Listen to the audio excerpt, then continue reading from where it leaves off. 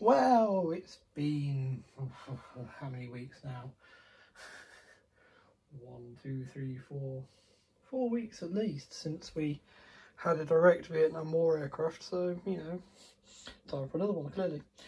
Now this one I knew I had. I felt like I was going absolutely mad because I couldn't find anywhere else. I didn't sell it, did I? I don't think I sold it, but it was with some other ones that were similar of mind.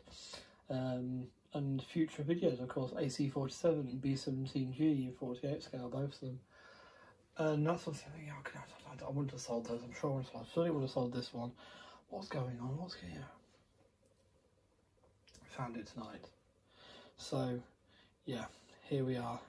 Hasegawa F-4J Phantom 2 Showtime 100. So, if you remember my look at the Italy one, I was on about the fact it was Les Smith in the background, not Irish, just Cody. This will be Duke and Irish in this one. So,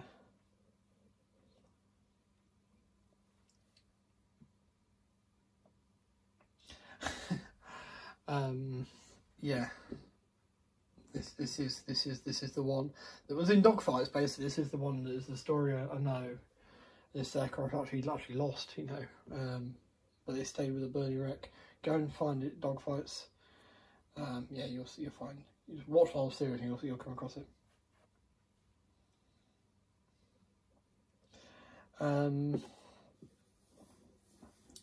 Obviously tracing a MiG there. I think it's a MiG, is that a MiG-19 or a MiG-17? I can't quite make up my mind. No, it's got 2 engines. That'd be a 19, wouldn't it, I think? It looks like a twin engine anyway. Anyway, the artwork is gorgeous. It's beautiful. It's wonderful. It's not the standard shot of the aircraft. There's a lot of empty space over here, but you get to see the countryside of Vietnam below, the mountains and everything. And the cloud that was covering it made it really dangerous dogfights. You know, the enemy aircraft will go into the clouds. You follow it and you're not going to sure if you're going to smack into a mountain or what. Yeah. It comes to what I play. Beautiful artwork. Everything about this is gorgeous. When this kit is done, I'm going to be cutting this out. And that's going on the wall because it is just beautiful. Absolutely beautiful. So, yes. And clearly a dogfight situation, which is really cool. So let's have a look in here. Right, I do actually still have the other F4 Phantom to hand. And for those who watched, you saw me throw it to one side and I said, Derek's got a soft landing. And I wasn't kidding, it's still in one piece. But just by way of comparison here,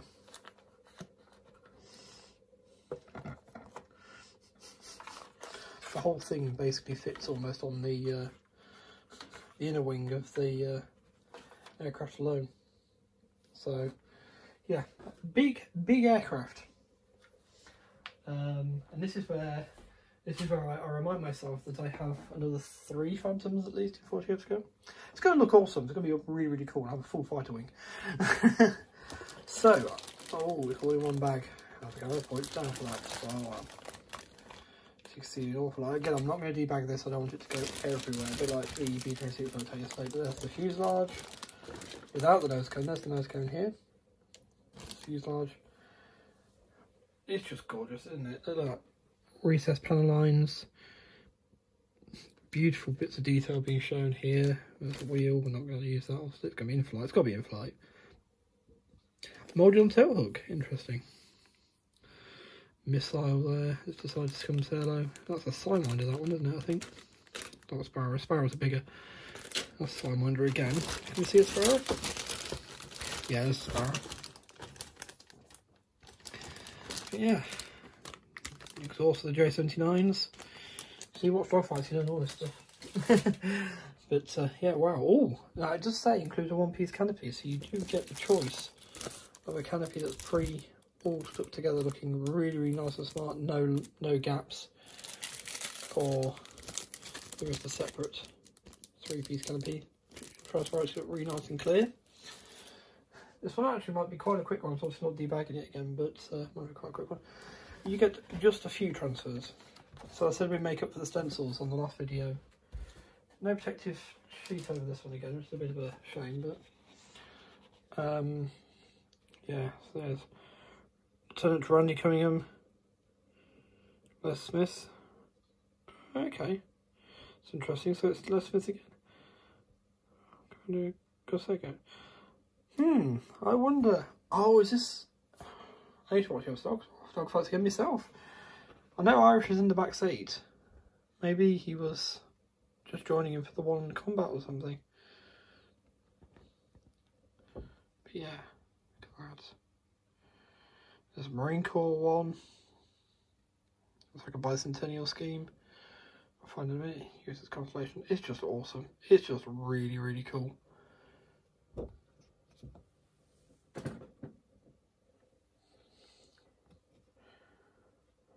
Very, very, very cool. Right. That's at the bottom here. I've had this kit for years and years and years. I'm waiting for the right time to build it, and it's still not upon me yet, but I had to, after finding it, I had to show it. Especially, but so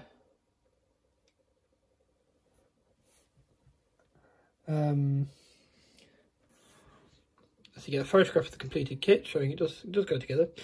Bit of a history on the F4 there, so the usual thing, you can pause it to have a read. So I got it in shot. There you go. So, how to put a kit together. So step one, you get pilots. Why hey, gods be praised, you get pilots. Looks like you get some transfers for the cockpit as well. I'm sure you can get an aftermarket photo etch set and stuff if you really wanted to go down that route. I feel obliged to say, after looking at the B26, the last Hasegawa kit we looked at, well, Edward released for Hasegawa kit. Cockpit design looks very standard, to be honest. A lot more to it than my last Phantom, but again, it's this twice the size. Some areas that you need to remove on the kit. Building up the intake is interesting. This little peg in the hole here, exactly the same as on the little. Hopefully the fit's slightly better, it should be. Building the wing, again it's the same way. This must be a standard way for doing Phantom wings. Gives the angle 23 degrees for the tailplane. Again, some bits to remove, so pay attention to build this. Now, the important bit, can we build the undercard up? I think we can. I mean, at worst, I was thinking about this, at worst, we can use some filler or something just to build up this, and then, because it also just nicely fits in. I'm thinking even white tack might do, you know, in there. Because you're going to glue around the edge anyway, so it'd be firmly in. Just something for it to sit on. I reckon it's doable. There's your speed brakes, and there's the undercut bits.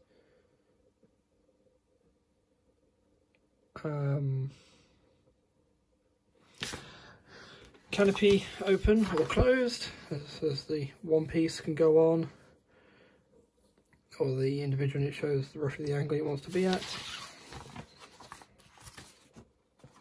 Yep, number 9%. External source, so again, this is something I'd leave off till afterwards. Perhaps put the pylons onto the aircraft already, so they get the same colour. But yeah, external source I'll leave off. It shows you, it's just so you combine this model with the abundant weapon support vehicles and figures available from all 48 scale aircraft in action series to make a realistic diorama. So it shows you all the different setups you can have. Different ones, so MER, TER, AIM-7E, AIM-9BD, AGM-12B, AGM-12C, AGM-45, AGM-52, 62, AGM-78, BLU-27, GBU-10, GBU-12, M117. Well, that's impressive. It's dropping armoured personnel carrier on you. Mark 4 HIPG, Mark 81, Mark 82, I think those are iron bombs. Mark 82 fuse extender, so that's like on the Skyrider we saw, the big pole sticking out the front of the bomb.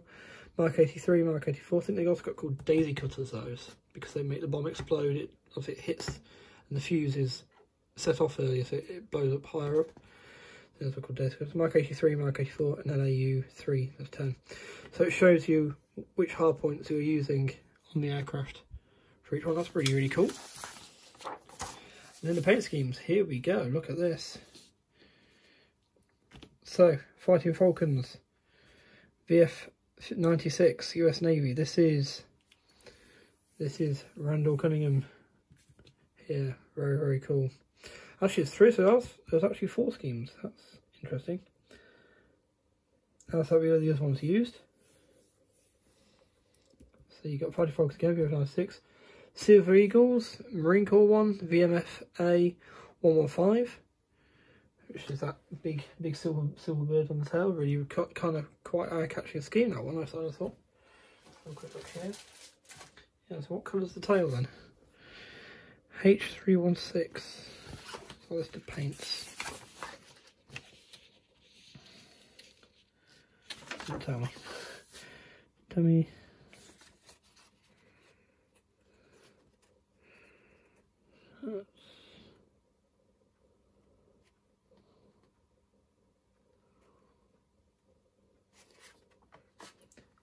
Clear red. H316.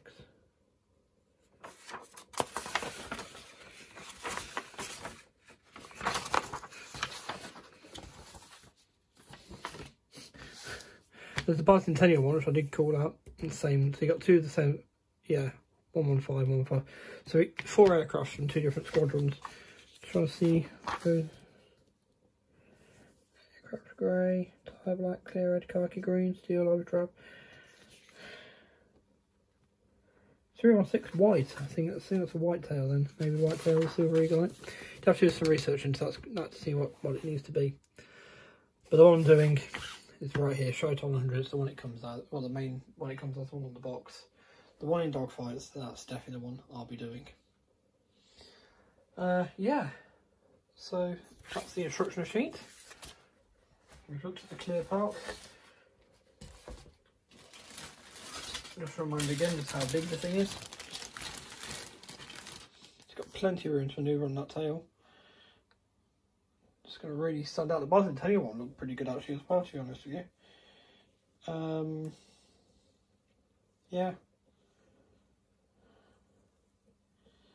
Yeah, I'm looking forward to this. I think it's going to be cracking to build. Interesting, these are moulded on, these parts here, on the old, well, it's not actually this Larry kit, it was a kit that Larry produced. I saw someone else's moulds. That's a separate bit to put on, and it doesn't look great afterwards. But yeah, no, so there we are. There's a look in the box of the Hasegawa Showtime 100 special release. So it's, you can see the box again here. There is actually a colour photograph of the completed model. I'll just quickly show you.